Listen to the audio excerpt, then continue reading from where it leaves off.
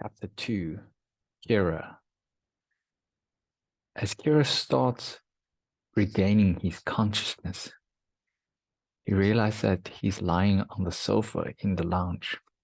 He slowly sits up and tries to vividly remember what has happened. Flashback 6 months into the past. Kira walks out of office. He sits down in front of his computer. Kira graduated as an engineer from one of the top universities in the country at the start of the year. He since then has joined a construction firm building various materials for the government, ranging from weapons to mechanics to bunkers to automated cars. He's very smart. He remembers that in his childhood, he always scored top marks in his school. However, Kira is not very strong. He's below average in terms of athletics. He can't run very fast.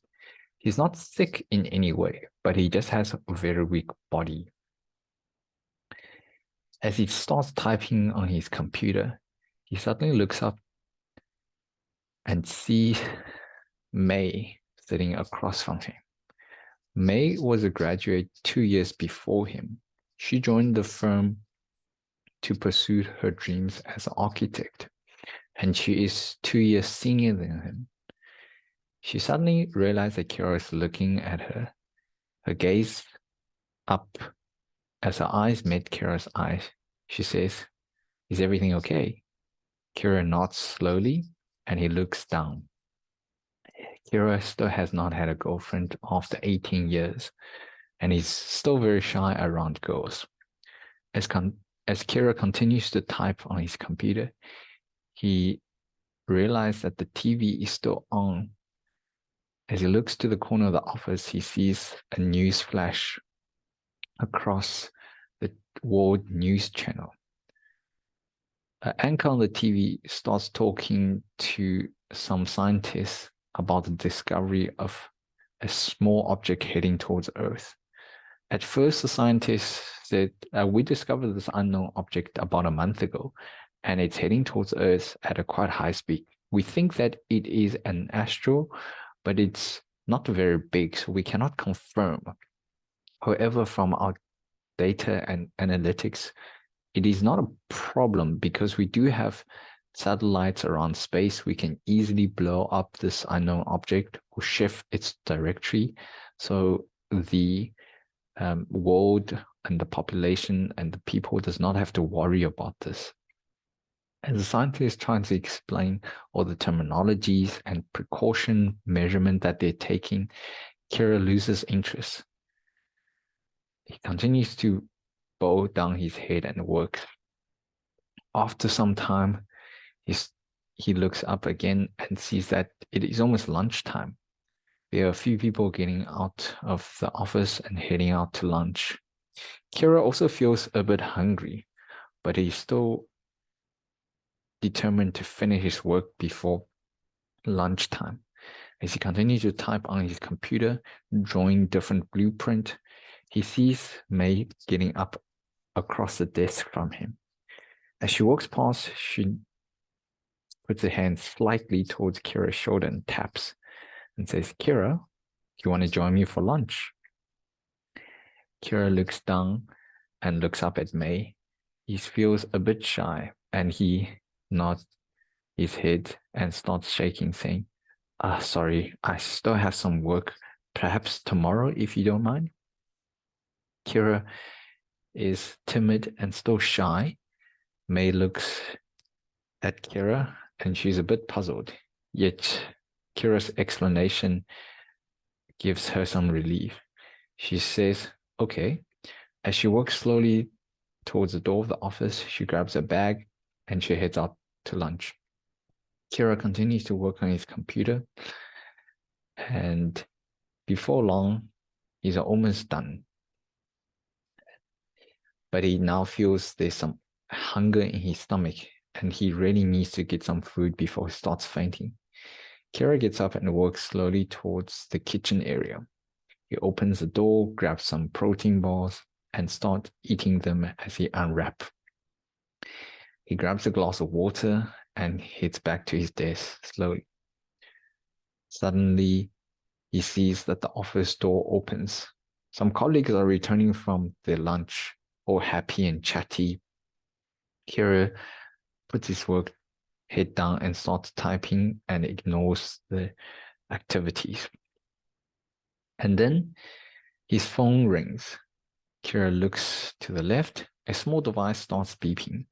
He clicks a button and a hologram starts projecting onto his front desk. It's Kira's boss. She's asking for him to come to her office quite urgently. Kira turns off the hologram as he slowly gets off his desk and walks down the corridor. Kira's office is quite a big space. It has many workers and it's on the 5th floor of a large building in the CBD area. Kira was very pleased when he received the invitation letter to work at this large company. As one of the top graduates, they have the privilege to join any of the big firms as they wish. And Kira's dream was to learn more about mechanics, building, design. So this was a good choice for him. As he walks down the long corridor, he sees different photos displaying around the hallway. There's some really ingenious inventions that did come out of this company, and that's one of the reasons why he joined. As he comes towards the end of the hall, there's a door on his left. He shouts, "Open," and the door suddenly automatically swings open to the left. Kira walks in and the door closes behind him. There's a middle-aged woman typing across the desk. She asks Kira to sit down as she starts explaining to him the next project they're about to handle and the details. Kira nods and Kira pays attention to all the words that she's saying. And then after an hour later, she asks, "Do you understand the details I have given you?" Kira nods slowly. Although Kira is dealing with his boss, he's still very timid and shy around women. He did not have many friends in university or even high school. All he cared about was his study, so he did not have a lot of social interactions. The woman nodded as she pointed to the door. Kira slowly gets up from the chair and walks towards the door to leave the office. And then he hears, "Wait."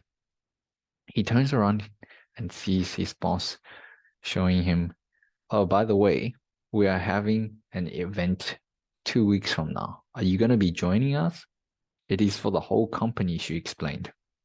And it's only been a few months since Kira joined the company, and her boss is worried that he's not making friends or having a lot of social actions with other colleagues. So she's slightly worried. Kira trying to not look her in the eye as he says, "Oh, I have something on that weekend. I don't think I'll be able to make it." She sighs as she says, "All right, perhaps next time you can save some time to mingle with your colleagues. This is a good way to build friendship and social interactions." Kira nods as he slowly backs away towards the door. After he closes the door, Kira sighs. Whew. He's still a bit scared dealing with people and a bit shy around people that's older than him. Growing up, he did not have a lot of male figures or role models that he could follow. And he did not have many friends at school, so his social interactions very limited. Kira slowly walks back to his desk. He realizes most of his colleagues has returned from lunch.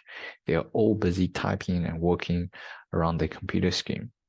As Kira sits down, he looks at the news across the TV again. They are still interviewing those stupid scientists trying to explain about the imminent danger and not danger that's coming towards them. Kira ignores the news and carries on working. That night, Kira was the last to leave the office. Because Kira is the youngest in the office, he usually comes in quite early to open up to make sure that the office light is turned on and the air purifier is on before anyone else comes in. And because he has not had a lot of job experience, he tries to make the best he can to ensure that his hard work is noticed in the office. As Kira locks the office, it's already 9 p.m. in the night. He walks downstairs and comes outside of the building. The sun has already set and the cold evening breeze has set in across the whole city.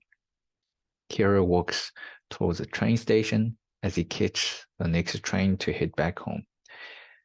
The train was very quick. Within 5 minutes, Kira was on it. He sits down slowly to process all the work that he's done today and the new project that his boss has handed to Kira. After a few minutes, Kira dozed off. The next thing he knew, there was a beep on his wrist watch. "You have reached your station," the mechanic voice said. Kira slowly gets up and walks towards the door. As the door automatically opens, he walks out. As Kira exits the train station, the night air gave him some strength. He walks towards the nearest supermarket. As he enters, there's not many people shopping at this hour of the night.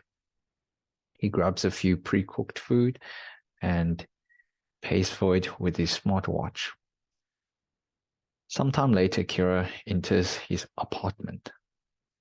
His apartment is a one-bedroom, one bathroom, one lounge, one kitchen, small bachelor flat on the 5th floor of a large building.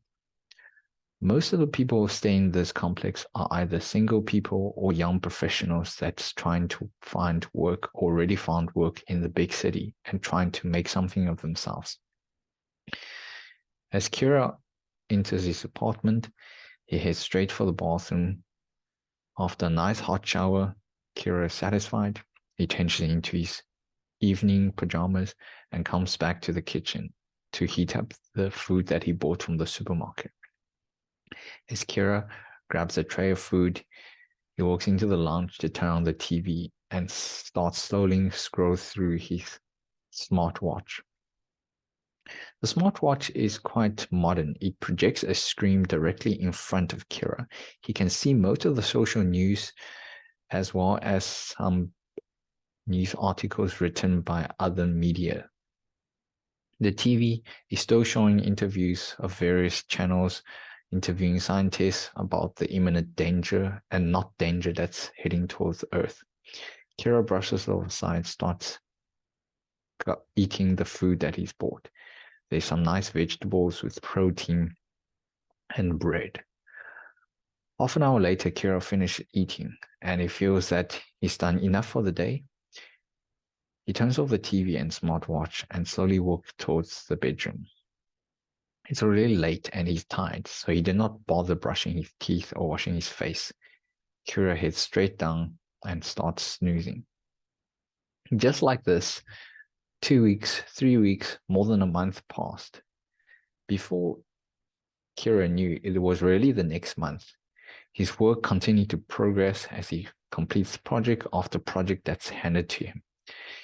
The people in his company seems distant from him, yet they respect that the output that he can provide. Kira is very smart. He's able to do much more calculations than most people can. And he has an analytical mind. So he can think and work and solve problem set that the average person cannot.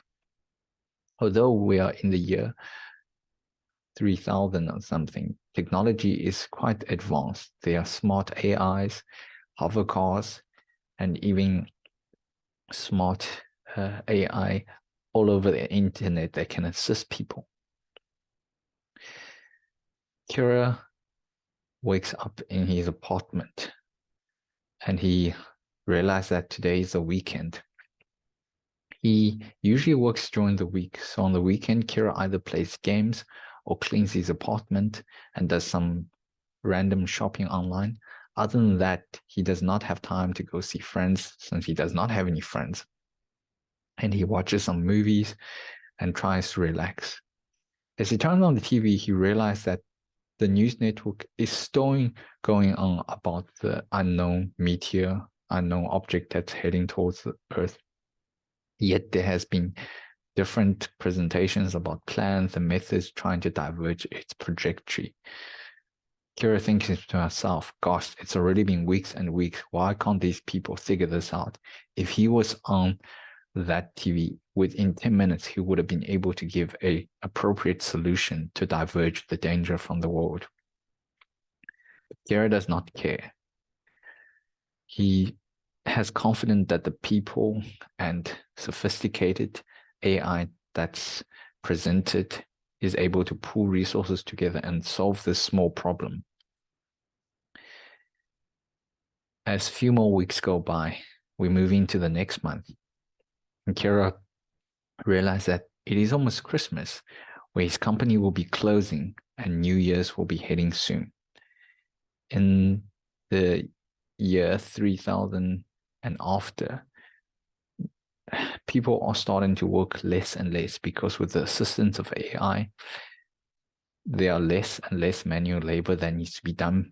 And all people need to work on is their skills and technological skills that will help with the development of technology and advancements and innovation. As Christmas approaches, Kira does not have any plans. He tries to remember the last Christmas that he had all by himself, a few days alone at home, eating, drinking, and playing games. He feels that this year will be the same. Little did he know that this was all about to change. End of chapter 2.